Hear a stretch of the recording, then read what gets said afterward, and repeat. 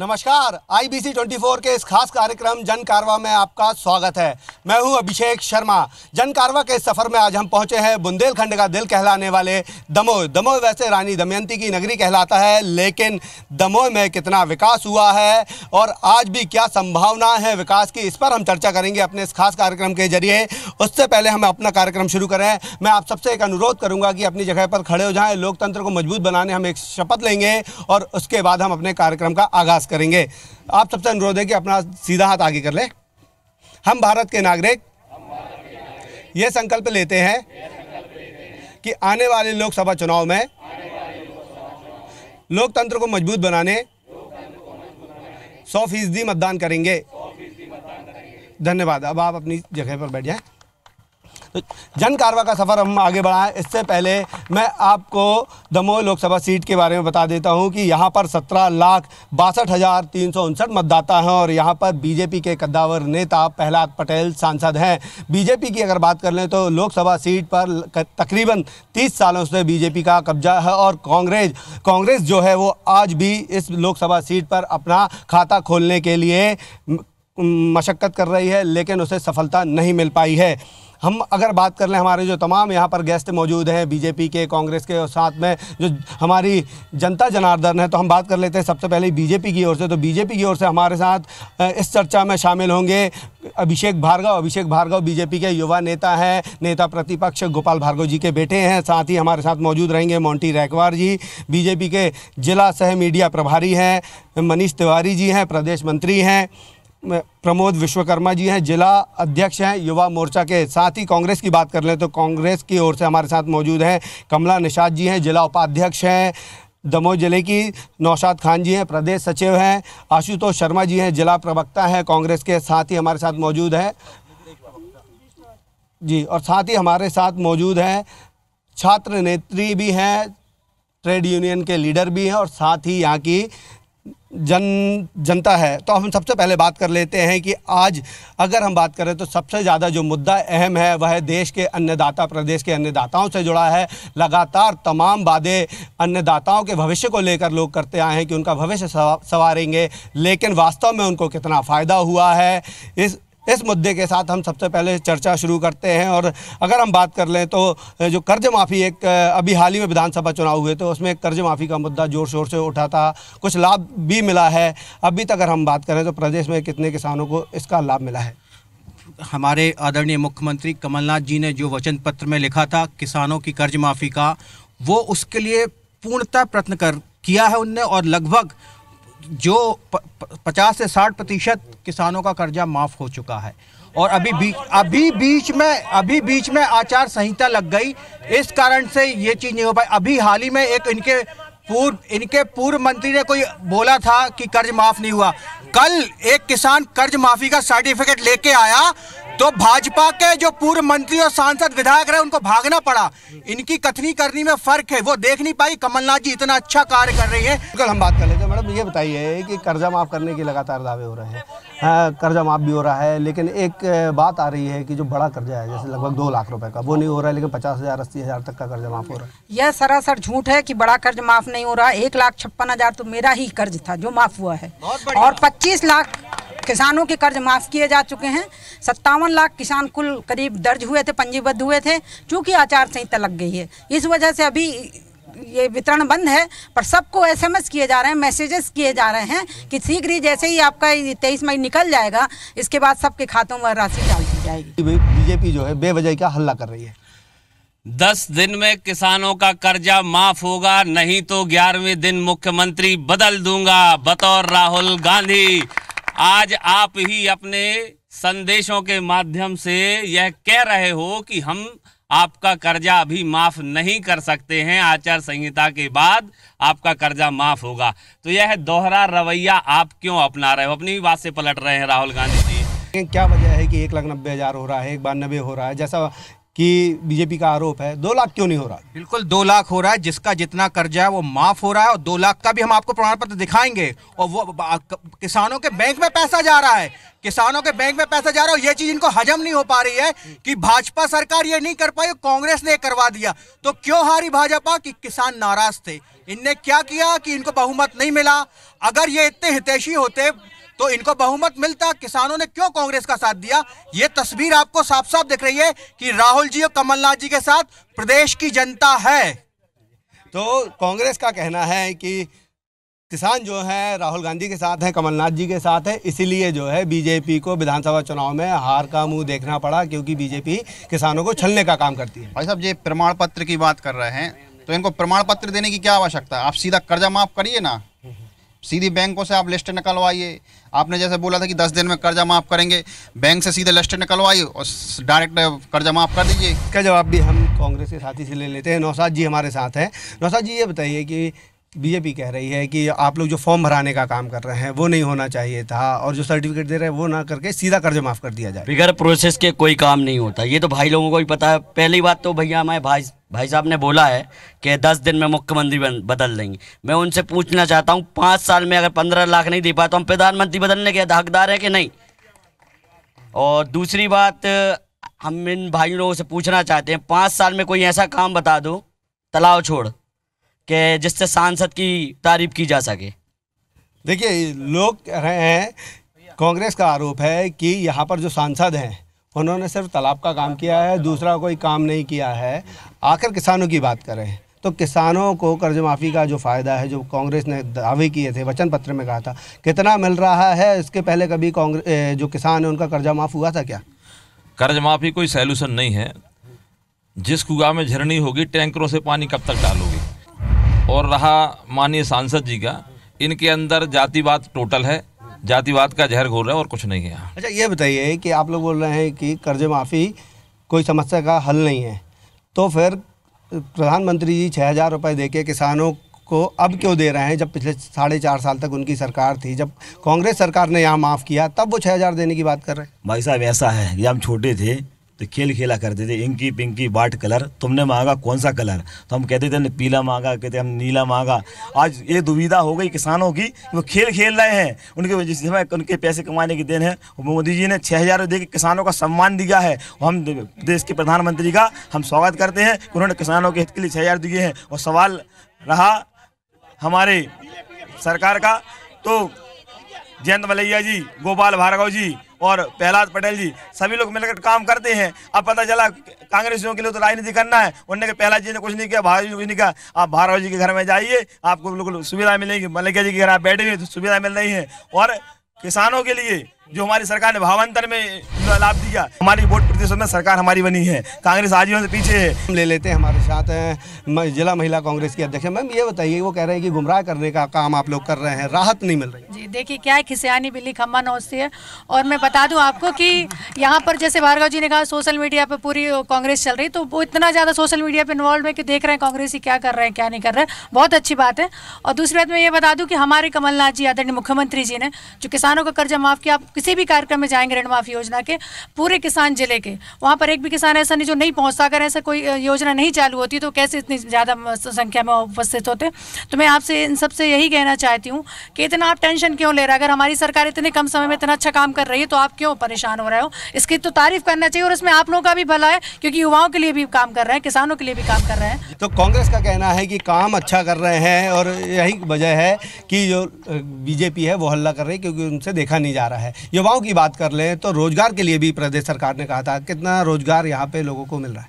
भाई साहब, मैं छात्र क्रांति दल का अध्यक्ष हूँ, तो छात्रों की बात से प्रारंभ करता हूँ कि दिनांक 7 मार्च 2019 को मध्य प्रदेश शासन उच्च शिक्षा विभाग के माध्यम से एक पत्र जारी किया जाता है कि प्रदेश के समस्त शासकीय महाविद्यालयों में छात्र संगठनों प्रतिनिधियों द्वारा विद्यालय महाविद्यालय प्रबंधन के खिलाफ ना तो नारेबाजी की जाएगी, ना फिर आंदोलन किए जाएंगे। तो माननीय सरकार और माननीय कमलनाथ जी से आग्रह करना चाहता हूं कि इस प्रकार के आदेश को शीघ्र निरस्त किया जाए, क्योंकि छात्र कहीं ना कहीं प्रदेश के मंत्री हो, चाहे विधायक हो या सांसद हो, कहीं ना कहीं छात्र राजनीति से उन्होंने अपना करियर शुरुआत किया है। और बात अगर रोजगार की जाए तो मध्य प्रदेश सरकार युवा स्वाभिमान योजना के अंतर्गत जहाँ एक और फार्म आमंत्रित कर रही है, वहीं दूसरी ओर जो जिले में निजी फैक्ट्रियां स्थापित हैं उन्हें रोजगार नहीं दिया जा रहा है। दमोह जिले में माइसन सीमेंट फैक्ट्री स्थापित है, जिसमें स्थानीय लोगों को रोजगार प्राप्त ही नहीं हो रहा है। रोजगार की सबसे बड़ी जटिल समस्या इस पूरे बुंदेलखंड में है, लोगों को पलायन करना पड़ता है। क्या वजह है कि यहाँ पर फैक्ट्रियाँ भी हैं लेकिन स्थानीय युवकों को रोजगार नहीं मिलता? देखिए, इस चीज़ से कोई डिनाई नहीं कर सकता कि रोजगार की समस्या है, वास्तव में समस्या है। मिलजुल कर इसका, देखिए, ताली नहीं बजाइए, ये सबकी समस्या है। जी जी जी जी बताइए। केंद्र में 2014 के पहले कांग्रेस की सरकार थी, क्या आप लोगों ने कुछ किया था? कम से कम माननीय मोदी जी ने, अगर आप केवल फैक्ट्रियों में काम करने को ही रोजगार से, नौकरी से कोई कलेक्टर बन जाए, कोई तहसीलदार बन जाए, इससे ही जोड़कर देखोगे तो रोजगार की समस्या हमेशा रहेगी, क्योंकि इतनी तादाद में किसी को नौकरी नहीं मिल सकती। स्किल डेवलपमेंट के माध्यम से, डिजिटल इंडिया के माध्यम से, स्टार्टअप, इन सारी चीज़ों के माध्यम से आज देश में लाखों नौकरियां जनरेट हुई हैं। लाखों करोड़ों लोग, लाखों युवा उन चीज़ों से अपना रोजगार चला रहे हैं, अपने परिवार की रोजी रोटी चला रहे हैं। क्या केवल नौकरी पाना ही रोजगार कहलाता है क्या? भाई साहब, ये बताइए कि बुंदेलखंड में लोग अपना उद्योग धंधा क्यों नहीं लगा पा रहे हैं? उनको ही, अगर युवाओं की बात कर लें, उनको पलायन करना पड़ता है। देखिए, सबसे बड़ी तो जो रोजगार के लिए आवश्यकता होती है वो तो रॉ मटेरियल की। यहाँ बुंदेलखंड में निश्चित रूप से आपको मानना पड़ेगा कि इन चीज़ों की बहुत भारी कमी है। कोई भी 2-5 हज़ार करोड़ रुपए लगा के यहाँ कारखाना तभी लगाएगा जब यहाँ पर उसको आवश्यक मूलभूत चीज़ें ज़मीन से मिलेंगी। अब ज़मीन की चीज़ें तो कोई दिला नहीं सकता। दूसरी बात मैं जो आपसे बताना चाहता हूँ, जैसा आदरणीय दीपू भैया ने बताया, दमोह में 36,000 मकान बनाए जा रहे हैं, कुटीर बनाई जा रही हैं जो प्रधानमंत्री आवास है, उसके माध्यम से आप मान के चलिए, चाहे लोहे की दुकानें हो, चाहे सीमेंट की दुकानें हो, चाहे रेत वाले हो, चाहे मिस्त्री हो, चाहे हर वर्ग के आदमी को उसमें काम मिल रहा है। मैं दूसरा प्रश्न आपसे पूछना चाहता हूँ, 4,000 रुपये हर बेरोजगार लड़के के लिए देने के लिए कमलनाथ जी ने वचन दिया था। आज आप बताइए, एक भी अगर पूरे प्रदेश में किसी एक भी व्यक्ति का फार्म भी भरा गया हो 4,000 रुपये के लिए, तो ऐसा आप बता दें, इन लोगों ने ढोर चलाने के लिए लोगों को, जब प्रधानमंत्री जी ने बोला था कि चाय बनाना रोजगार है, पकौड़ा तलना रोजगार है, तो इन लोगों ने उसका मजाक उड़ाया था। आज ये ढोर चराने के लिए लोगों को ट्रेनिंग दे रहे हैं, दूसरा बैंड बजाने के लिए ट्रेनिंग दे रहा है। तो ये किस प्रकार से युवाओं के साथ मजाक किया जा रहा है? चलिए, तो बीजेपी का कहना है कि मजाक किया जा रहा है युवा स्वाभिमान की योजना के तहत, क्योंकि जब प्रधानमंत्री पकौड़ा तलने की बात करते हैं तो आप लोग विरोध करते हैं, लेकिन अब आप ही की सरकार जो है बैंड बजाने की ट्रेनिंग दे रही है। और उनका एक आरोप है कि 4,000 रुपये जो स्टाइफंड देने की बात हुई थी, वो किसी को आज तक पूरे प्रदेश में नहीं मिला है। आप ये चीज़ जानेंगे कि आज जो भी योजनाएं देश में चल रही हैं, हमारे कांग्रेस की सरकार ने योजनाएं चलाई, उस पर अपना नाम ये करने लगते हैं। कांग्रेस की योजनाएं है, इनने कोई नई योजनाएं चालू नहीं की। और रही कमलनाथ जी की बात कि उनने युवा स्वाभिमान रोजगार वाली जो बात की है वो पूरा कर रहे हैं। अभी फॉर्म भरेगा, रजिस्ट्रेशन हुआ है, और ये लोग कुछ कर नहीं पाए हैं, तो ये थोड़ा खिसियानी बिल्ली खम्मा जैसी बात है। इनने क्यों नहीं युवाओं का वो रखा?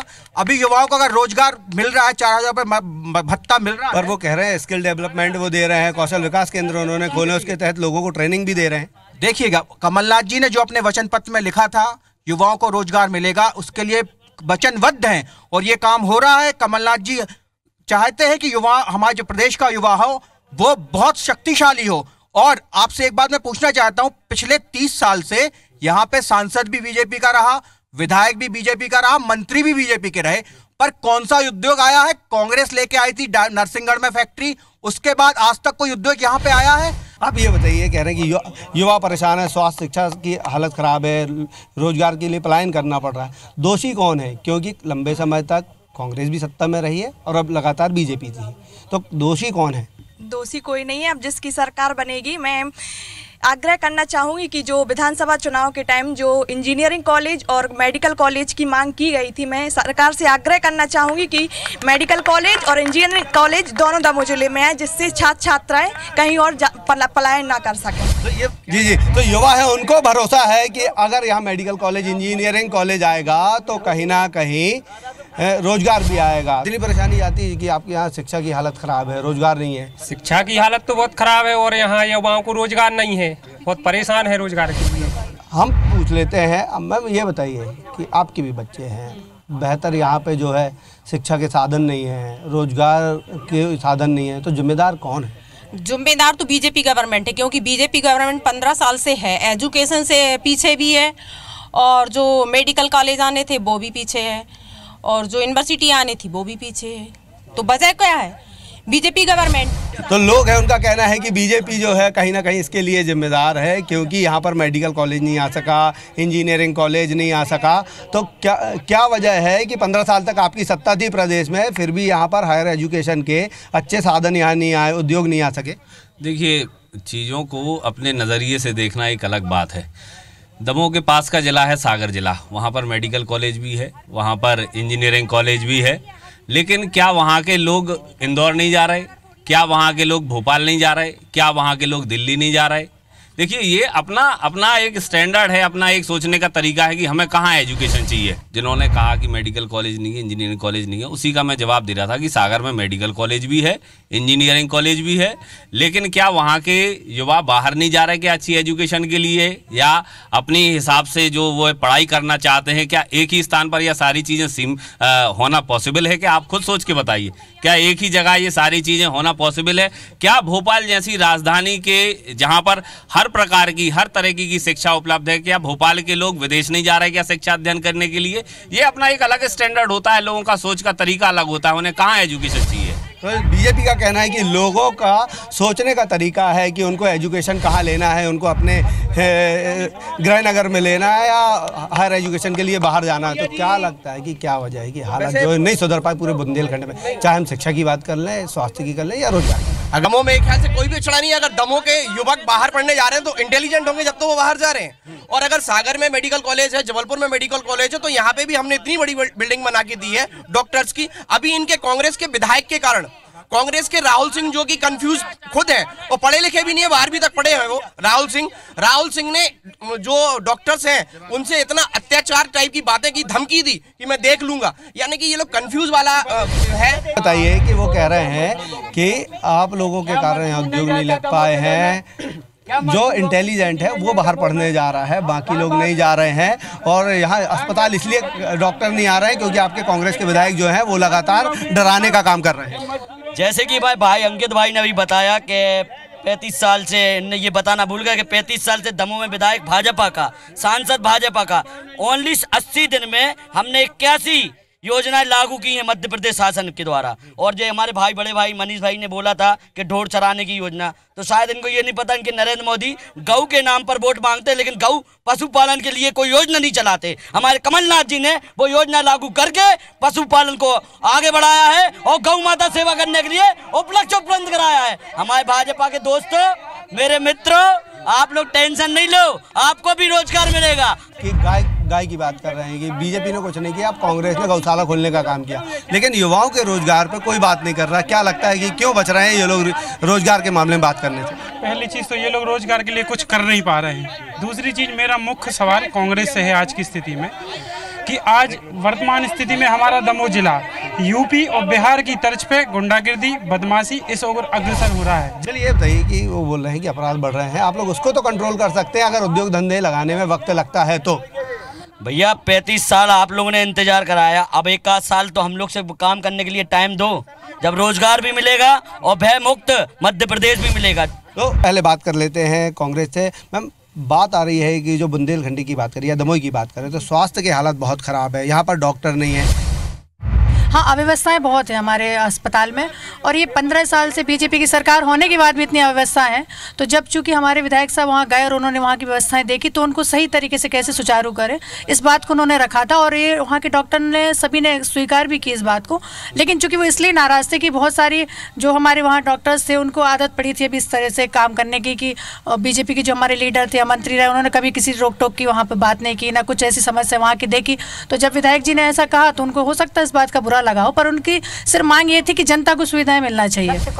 तो सच कड़वा होता है। उनका कहना है कि बीजेपी ने स्वास्थ्य सेवाओं को जो है 15 सालों में यहाँ पर लचर हो चुकी थी, और उसी स्वास्थ्य सुविधाओं को सुधारने के लिए विधायक राहुल सिंह वहाँ पर गए थे, तो उसका दुष्प्रचार किया जा रहा है। भाई साहब, क्या हमें किसी बात को सत्य कड़वा होता है, ये तो अपन भारी भरकम शब्द कह के किसी बात को नहीं, क्या हम मार पीट के या हम अभद्र व्यवहार करके किसी बात को समझा सकते हैं?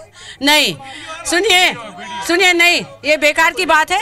मैं तो एक ही बात कहूँगी कि सब लोगों से सभ्यता से बात करके हम उसको सुलझा सकते हैं, लेकिन इस तरह से बात करके ये पूरी दमोह जिले की जनता को नुकसान हुआ है। चाहे डॉक्टर्स वाला उन्होंने अपना इस्तीफा दे दिया है, ऐसे नहीं हो सकता है। यही कि 15 साल तक प्रदेश में आपका शासन था। लोकसभा क्षेत्र की बात कर ले तो यहाँ पर लंबे समय से आपके सांसद हैं, उसके बाद दमोह में जो है स्वास्थ्य सेवाएं लगातार खराब क्यों हुई, ये सुधर क्यों नहीं पाई? नहीं, देखिए, आप केवल दमोह नगर से इस चीज़ को मत तौलिए। पिछले 15 वर्षों में पूरे प्रदेश में सामुदायिक स्वास्थ्य केंद्रों की ग्रामीण लेवल स्तर पर बहुत अच्छी श्रृंखला शुरू हुई है। वहाँ पर डॉक्टर्स भी हैं, अवेलेबल भी रहते हैं, स्वास्थ्य सुविधाएं बहुत अच्छे स्तर पर मध्य प्रदेश में काम कर रही थी। लेकिन बात यहाँ पर स्वास्थ्य केंद्र की नहीं है, बात यहाँ पर स्वास्थ्य सुविधा की नहीं है, बात है अराजकता की। आज यहीं पर इसी दमोह जिले में हटा में इनके स्वयं के एक कांग्रेस के नेता थे जो पूर्व में बसपा में थे, वह कांग्रेस में आए और आज उनकी हत्या कर दी गई। इस विषय में ये लोग क्या कहेंगे? चलिए इसका जवाब भी हम ले लेते हैं। भाई साहब, हम स्वास्थ्य की बात भी कर लें तो डॉक्टर जो है वो यहाँ पर नहीं आ रहे हैं, स्थिति खराब है, इलाज कराने लोगों को बाहर जाना पड़ता है और कानून व्यवस्था जो है वो लगातार बिगड़ रही है। इस पर कंट्रोल क्यों नहीं लग पा रहा? बताऊं, पहले तो ये बात हुई, ये बात पूरी होनी चाहिए। हमें अपना पक्ष, राहुल सिंह जी वहाँ पे गए थे, उनने देखा, वहाँ पे उनका ये कहना था कि जो जिला अस्पताल है वहाँ पे डॉक्टर बैठ के काम ना करें, ग्रामीण क्षेत्र में भी जाके काम करें। उनने ये बोला कि ग्रामीण क्षेत्र में जो भी बीमार होता है, भर्ती होता है, तो उसको सीधा रेफर कर देते हैं दमोह के लिए। अगर ग्रामीण क्षेत्र में भी सुविधाएं मिलेंगी, उनका कहना यह था कि आप अपनी व्यवस्थाएं यहाँ पर रखें।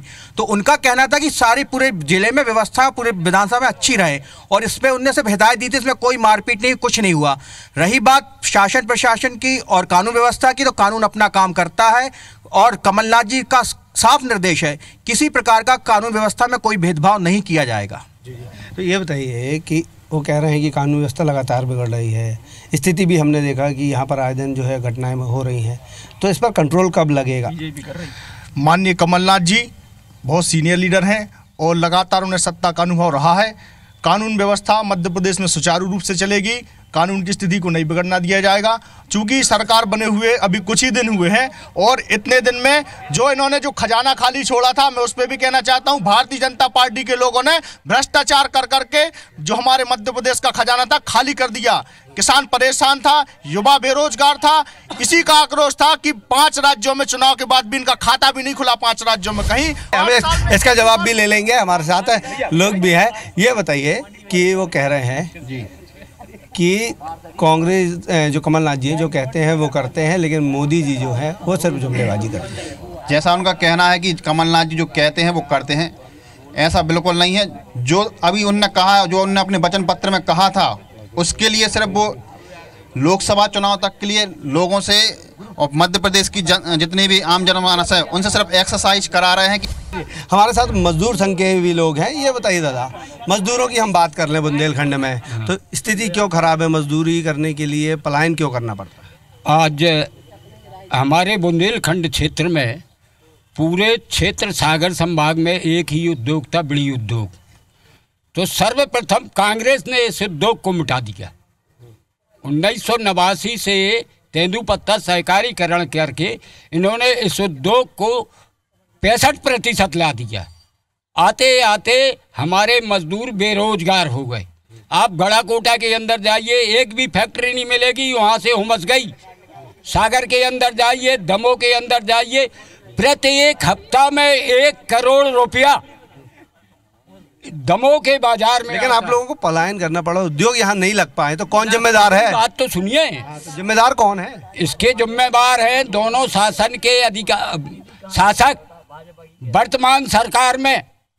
अभी देखिए, कमलनाथ जी ने तेंदुपत्ता तोड़ने वालों के 2000 से लेके 2500 रुपया 1000 गड्डी के तोड़ने के कर दिए, पर बीड़ी बनाने वाले मजदूर की, बीड़ी बनाने मजदूर की 1 रुपया भी नहीं बढ़ाया। ये सबसे बड़ी दोहरी नीति है। हम इसका जवाब भी ले लेते हैं। ये वो कह रहे हैं कि तेंदुपत्ता तोड़ने वालों का तो बढ़ा दिया गया मानदेय, लेकिन जो बीड़ी बनाते हैं उन मजदूरों का ख्याल क्यों नहीं रखा गया? नहीं, देखिए, अभी हमारी सरकार बने हुए मुश्किल 70 से 80 दिन हुए हैं। सभी का ध्यान रखा जाएगा, युवाओं का भी ध्यान रखा जाएगा और मजदूरों का भी ध्यान रखा जाएगा। महिलाओं के लिए तो कर ही रहे हमारे आदरणीय कमलनाथ जी।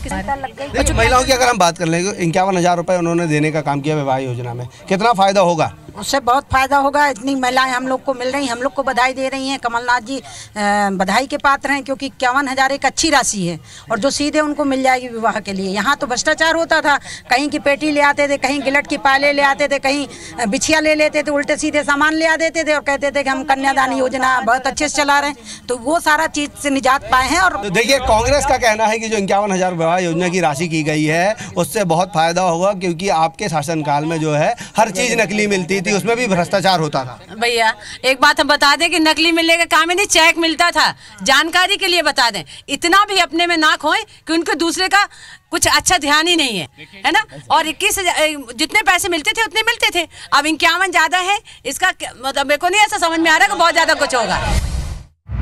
यहाँ सबसे बड़ी समस्या जो है जल संकट की है, लोगों को परेशान होना पड़ता है, 2 दिन में एक बार पानी मिलता है, तो इससे निजात कब मिल पाए? देखिए, जल संकट दमोह में पूरी तरह से हल हो चुका है।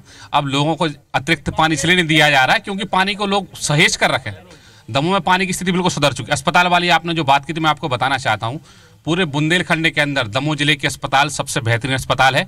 यहाँ अमानगंज, पन्ना, छतरपुर, टीकमगढ़ के आसपास के गांव के लोग यहाँ पर दवाइयाँ कराने आते हैं। दूसरा, 1,73,000 लोग पूरे साल में यहाँ पर इलाज कराने आए हैं पंजीकृत, जो अपने आप में रिकॉर्ड है पूरे प्रदेश के अंदर जिला स्तर के लिए। मैं दूसरी बात आपसे कहना चाहूँ, कांग्रेस के लोग 15 साल से विपक्ष में रहे हैं तो उनको पूरी आदतें केवल वही पड़ी हैं कि वो कह रहे हैं कि यहाँ पर अस्पतालों की स्थिति बहुत सुधरी है बीजेपी के शासनकाल में। बुंदेलखंड में मेडिकल कॉलेज भी आया है, लेकिन स्थिति ये है उस मेडिकल कॉलेज की कि वहाँ मशीनरी नहीं है, डॉक्टर नहीं है, तो बिल्डिंग अकेले से कैसे इलाज मिलेगा, लोगों का फायदा कैसे होगा? भाई जब मैं आपको बताना चाहूँ, 10 साल दिग्विजय सिंह की जब सरकार रही थी तो उन्होंने एक भी मेडिकल कॉलेज नहीं खोला। जब भाजपा की सरकार आई तो सागर में पहला मेडिकल कॉलेज खोला गया। दूसरा, अब मैं बात को ले जाना चाहूंगा, ये सर्जिकल और एयर स्ट्राइक के ये सबूत मांग रहे हैं, ये बात करते हैं प्रदेश को सुधारने की। ये भाई साहब ये बताइए कि आपके साथी कह रहे हैं जैसे कांग्रेस भी लगातार सबूत मांगते आ रही है, तो अगर वो सबूत मांग भी रहे हैं, एक तो मांगना नहीं चाहिए, अगर मांग रहे हैं तो देने में क्या हर्ज है? दे देना चाहिए सबूत, ताकि ये पूरा मामला ही जो है ठंडे बस्ते में चला जाए। देखिए, कांग्रेस जो सबूत मांग रही है, पहले तो मैं इनसे पूछना चाहता हूँ कि अगर आपको शक था तो आपने बधाई क्यों दी थी? जब एयर स्ट्राइक हुई तो आपने बधाई दी, आपके राहुल गांधी कह रहे थे, और आपके वहाँ जो ठगबंधन है उसके सारे नेता, भारतीय सेना को बहुत बहुत बधाई, वायुसेना को बहुत बहुत बधाई, हमारे जांबाजों ने ये किया वो किया। जब आपको शक था तो आपने बधाई क्यों दी थी? आपके सवाल का जवाब सवाल ही है कि आपको जब हमारी वायुसेना पर, हमारी भारतीय सेना पर शक था तो आपने बधाई किस चीज़ की दी थी? चलिए हम इसका जवाब भी ले लेते हैं। मैडम ये बताइए, वो कह रहे हैं कि आप लोग ने सबूत मांग रहे हैं, जब अगर सबूत ही मांगना था तो जब सेना ने एयर स्ट्राइक की थी तब आप लोग बधाई क्यों दे रहे थे?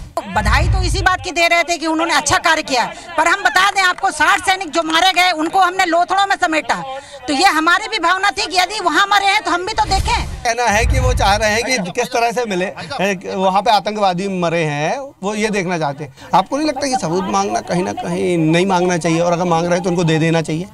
सबूत नहीं मांगे थे, उनने सेना को बधाई दी थी, और जो राजनीति कर रहे थे उनसे सबूत मांगे थे। नरेंद्र मोदी जी हर चीज सैनिक की कार्रवाई पर भी राजनीति करते हैं, जबकि अभी तत्काल चुनाव आयोग ने ये निर्देश जारी किए हैं कि कोई भी पार्टी अब सैनिकों पर राजनीति ना करे।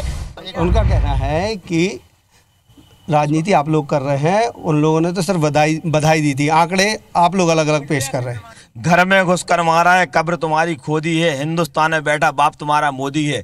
जब मुंबई में हमला होते थे तब देश चुप रहता था, प्रधानमंत्री चुप रहता था, हमारी सेना के हाथ बांध दिए जाते थे। आज 56 इंच के सीने ने डंके की चोट पे घर में घुस के मारा है, और आज ये सबूत मांगने वाले, मैं तो बच्चा हुआ ही नहीं और आप कह रहे हैं लड़के की बधाई और बतेसा मार दिए गाँव में। और कहना चाहता हूँ कि हमारे जो सर्जिकल स्ट्राइक हुई, एयर स्ट्राइक हुई, इस देश का स्वाभिमान बढ़ा है, समूचे देश का डंका भारत का डंका पूरे देश में बज रहा है। कोई शक नहीं है कि एयर स्ट्राइक के बाद दुनिया ने भारत का लोहा माना है। हमारे साथ युवा है, ये बताइए कि अगर हम पूरे बुंदेलखंड की बात करें, यहाँ तमाम समस्याएं हैं, स्वास्थ्य है, शिक्षा है, रोजगार है, जल संकट भी है, तो ये हालात ऐसे क्यों है? इससे निजात क्यों आज तक आप लोगों को नहीं मिल पाया? भाई साहब, पहली बात तो क्या है कि लोग प्रतिदिन नारेबाजी करते हैं कि शिक्षा का व्यवसायीकरण हो रहा है और निजी संस्थान दिन प्रतिदिन चलते जा रहे हैं, परंतु विधानसभा निर्वाचन 2018 के दौरान दमोह विधायक महोदय के द्वारा, दमोह विधायक द्वारा भी कहा गया था कि दमोह में शीघ्र ही मेडिकल कॉलेज खोला जाएगा लोकसभा निर्वाचन के पहले। क्या ये केवल चुनावी जुमला था क्या? आपके जो सांसद हैं प्रहलाद पटेल, उन्होंने गांव को गोद लिया था, आज भी उसकी हालत वैसे की वैसे ही है या कुछ विकास भी हुआ है?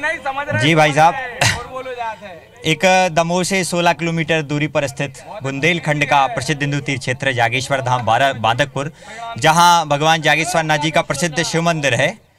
भगवान भोलेनाथ के धाम के लिए आज से 5 वर्ष पूर्व दमोह सांसद महोदय ने गोद लिया था, तो आज भी उनके अनेक कार्य अधूरे पड़े हैं। इसके साथ ही बांदकपुर को लेकर लगातार राजनीति जारी है, कोई बांदकपुर की ओर ध्यान नहीं दे रहा है। मोदी जी ने कहा था कि सारे सांसद अपने अपने क्षेत्र का एक गांव गोद लेंगे, उसका विकास करेंगे, लेकिन मोदी जी का ये सपना जो है बुंदेलखंड में क्यों अधूरा रह गया? नहीं, बुंदेलखंड में काम हुआ है और मोदी जी के सपना सरोकार हुआ है। आप देख सकते हैं कि आप समन्ना तरफ जाएं जहां बैकवर्ड एरिया हुआ करता था, आज वहां 3000 घर बन चुके हैं प्रधानमंत्री आवास योजना। सांसद जी का गोद लिया गांव है, वहां मूलभूत सुविधाएं आज भी नहीं है, लोग परेशान हैं। वहां पे मूलभूत 350 करोड़ रुपए, 350 मकान हमने वहां बांदकपुर में भी बनाए हुए हैं। बांदकपुर में भी काम चल रहा है और रोड का भी काम चल रहा है। कि अगर उसकी बात कर लें आदर्श ग्राम की, तो हालात क्यों नहीं बदल पाए? भैया हालात इसलिए नहीं बदल पाए क्योंकि इनके सभी नेता भ्रष्टाचारी हैं, और जितने उनके प्रतिनिधि बने हैं सांसद जी के, वो भी भ्रष्टाचारी हैं। और मैं इन सभी भाइयों से पूछा जाता हूं कि ये क्या अपने जो अभी वर्तमान में सांसद है उनके पक्ष में है या नहीं, ये खुद ही बता दें। ये बताइए कि आपके सांसद ने यहाँ जो कितना विकास हुआ है, अगर हुआ है तो क्या हुआ और क्यों नहीं, अगर नहीं हुआ तो क्यों नहीं हुआ? माननीय सांसद जी ने बांदकपुर को आदर्श ग्राम बनाने के लिए गोद लिया था। आप वहाँ पे जाके देखेंगे स्टेशन पे, बस स्टैंड पे, इन सब का विकास तो छोड़िए, वो एक स्वागत गेट नहीं बना पाए वहाँ पे, और क्या करेंगे? चलिए इसका जवाब हम बीजेपी के नेताओं से ही ले लेते हैं, बीजेपी के लोग हमारे साथ हैं। भाई साहब, जो सांसद जी ने गांव गोद लिया था, उनका कहना है कि जो बांदकपुर है एक प्रसिद्ध तीर्थ है, लेकिन वहाँ पर एक स्वागत गेट भी नहीं बनाए, तो बाकी विकास की तो बात ही छोड़ दीजिए, विकास की जो गंगा बहनी थी वो उल्टी बह गई। देखिए, मैं आपको बताना चाहता हूँ, बांदकपुर में पूरी 1 साल की सांसद आदरणीय सांसद जी के दौरान वहाँ पर दी गई थी। नालियाँ, आप बांदकपुर की कुलियों में कहीं भी जाएंगे आपको सीसी रोड, पानी की व्यवस्था, पूरी सड़कें आपको सही पूरी चीज़ें मिले। मैं मानता हूँ कि कोई भी गाँव में लगभग 300 से ज़्यादा केवल वहाँ प्रधानमंत्री आवास के मकान बनाए गए हैं। दूसरी बात मैं आपको बताना चाहता हूँ कि जो कांग्रेस के द्वारा जो आपने भी ये बात की थी, भ्रष्टाचार वाली बात की थी, अभी कांग्रेस के हमारे दमोह के विधायक और बड़ा मलहरा के विधायक के द्वारा हिंडोरिया में लगभग 3100 शादी कराने का यहाँ पर उनका पूरा निकाला गया था। भ्रष्टाचार था टोटल, केवल 3100 शादियाँ केवल कागजों में होनी थी, और जैसे ही मीडिया को इस बारे में भनक मिली और हम लोगों ने उस पर आपत्ति उठाई, तो मात्र वहाँ पर 250 शादियाँ हो पाई। एक गंभीर आरोप है कि कन्या विवाह योजना के तहत जो शादियां होनी थी 3100 का टारगेट था, लेकिन सिर्फ 250 से 250 हो पाई, बाकी का पैसा कहाँ गया, ये बीजेपी का आरोप है। और रही बात है कि उनका कहना है कि बांदकपुर में बहुत काम जो है सांसद आदर्श ग्राम में हुए हैं। देखिए, बीजेपी सरासर झूठ का पुलंदा है, झूठी बातें करती है, झूठी राजनीति करती है। बीजेपी कहती कुछ है, करती कुछ है। एक आध सबूत लाके दिखा दें। जो होना था कन्यादान, जैसा होना था वैसा ही हुआ है। हम आपको बताना चाहते हैं, बांदकपुर वाली बात रही, इनके सांसद जी ने बांदकपुर को गोद लिया, पर वहां का विकास नहीं हो पाया। आप देखो, पिछले 35 साल से सांसद, विधायक, मंत्री इनका है, तो यहाँ पे क्या हुआ? शिक्षा का विकास हुआ क्या? बेरोजगार को रोजगार मिला क्या? मजदूर पलायन कर रहे हैं, क्या कर रहे हैं? ये अपनी बात कांग्रेस पे थोप रहे हैं। गलती उनकी है, उल्टा चोर कोतवाल को डांटे। इनने कौन सा विकास किया है? ये कहते कुछ है, करते कुछ है। ये ऐसी मार्केटिंग कंपनी है बीजेपी कि ये गंजों को भी कंघी बेच दे। तो बीजेपी जो है मार्केटिंग कंपनी है जो गंजों को भी कंघी बेच दे। दमोह में अब हम बात कर लेते हैं जनचौपाल के इस अगले पड़ाव में। भाई जब अगर हम यहाँ बात कर लें तो पिछड़ापन जो है इस इलाके का, क्या वजह है कि पिछड़ेपन से का जो दाग है वो नहीं मिट पाया? देखिए, बुंदेलखंड तो बहुत शुरू से पिछड़ा रहा है, लेकिन इन 15 सालों में भारतीय जनता पार्टी की सरकार जब मध्य प्रदेश में रही तो सबसे पहले हम लोगों ने इस पिछड़ेपन को, इस क्षेत्र को निकालने का काम किया, और उसमें हम बहुत हद तक सफल रहे हैं। चाहे वह सिंचाई की बात हो, चाहे कृषि क्षेत्र में उत्पादन वृद्धि की बात हो, चाहे इंफ्रास्ट्रक्चर डेवलपमेंट की बात हो।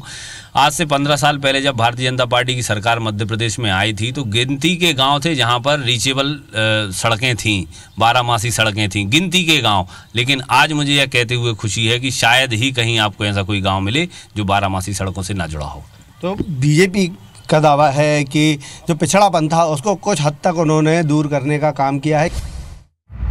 जी बिल्कुल, निश्चित ही भाई साहब, सड़कें ग्रामीण क्षेत्र तक पहुंच चुकी हैं, बिजली भी संपूर्ण गांव में पहुंच चुकी है, परंतु अभी वर्तमान में बोर्ड एग्जाम चल रहे हैं। विद्यार्थियों के बोर्ड एग्जाम के दौरान दिन में 3-3, 4-4 घंटे बिजली गोल हो रही है। तो मध्य प्रदेश शासन से मैं आग्रह करना चाहूँगा छात्र क्रांति दल के माध्यम से कि केवल 1 माह तक जब विद्यार्थियों के बोर्ड एग्जाम चल रहे हैं तो इस टाइम बिजली ना काटी जाए। ये बताइए कि बुंदेलखंड पिछड़े इलाकों में आज भी शुमार है, आज़ादी के इतने सालों बाद भी। बुंदेलखंड हमारा पिछड़ा हुआ इलाका था। माननीय राहुल गांधी जी, माननीय मनमोहन जी की सरकार में जब उनका बुंदेलखंड दौरा हुआ तब उन्होंने मध्य प्रदेश के बुंदेलखंड को और उत्तर प्रदेश के बुंदेलखंड को संयुक्त रूप से 7,000 करोड़ रुपए का पैकेज दिया था।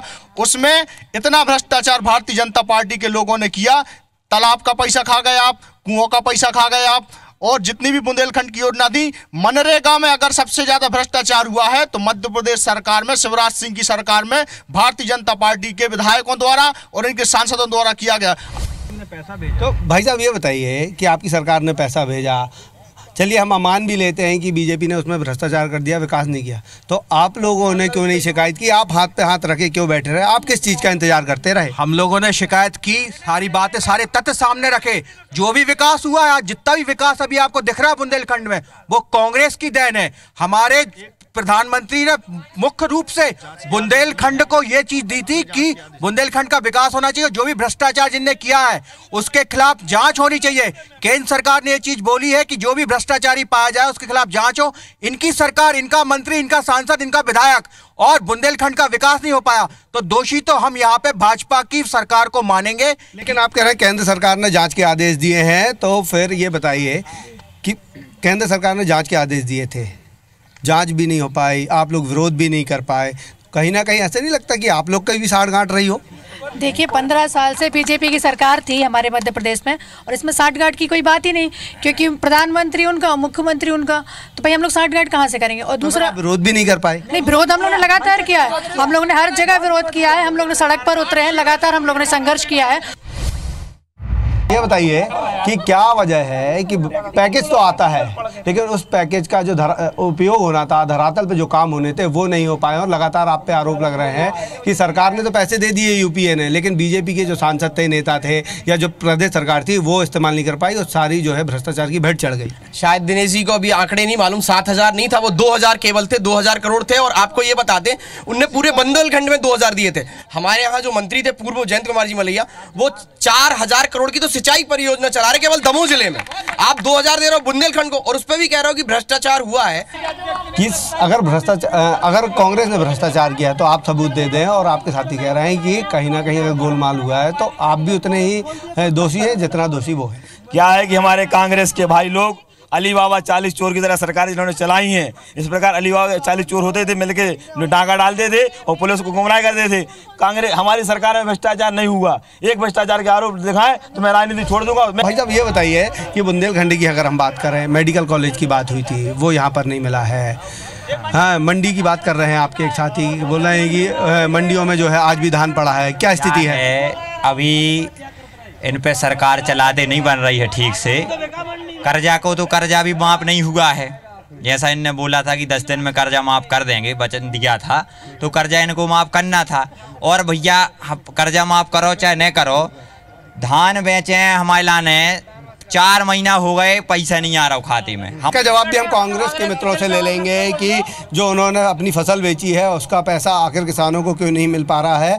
मैडम आप ये बताइए कि जब किसान कह रहे हैं कि उन्होंने अपनी फसलें तो बेच दी थी लेकिन अभी तक पैसा नहीं मिल पाया है, तो वो पैसा मिलने में देरी क्यों हो रही है? कमलनाथ जी ने घोषणा की कि वो पैसा तत्काल डाला जाएगा, मगर आचार संहिता लग गई है, जो एक व्यवधान बन गया है, जिसकी वजह से थोड़ा सा अभी व्यवधान बना, और वो राशि हर हाल में आ रही है। हमारे कमलनाथ जी बहुत अच्छे से घोषणा किया है।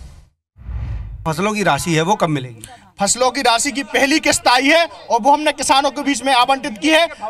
26 तारीख को हमारे दमोह के विधायक राहुल सिंह जी ने, माननीय कलेक्टर साहब ने, सभी ने मिलकर किसानों को ऋण माफी का जो प्रमाण पत्र है वो दिया, और आप विश्वास मानिए किसानों की जितनी राशि है पूरा का पूरा किसानों का कर्जा माफ होगा। किसान भी एक परेशान हो रहा है, तो क्या वजह है कि किसानों की आवाज़ आप भी नहीं उठा पा रहे हैं, अगर उनको उनका हक नहीं मिल पा रहा? देखिए हमने पुरजोर तरीके से आवाज़ उठाई है, चूँकि ये जो दमोह जिला है इसमें जवेरा, हटा इत्यादि जो हैं ये धान उत्पादन का एक बड़ा केंद्र है। हम लोगों ने दोनों ही जगह जाकर किसानों के समर्थन में प्रदर्शन किया था। समस्या ये है, इन लोगों ने बात को घुमाया है, कर्ज माफ़ी की ओर लेके गए।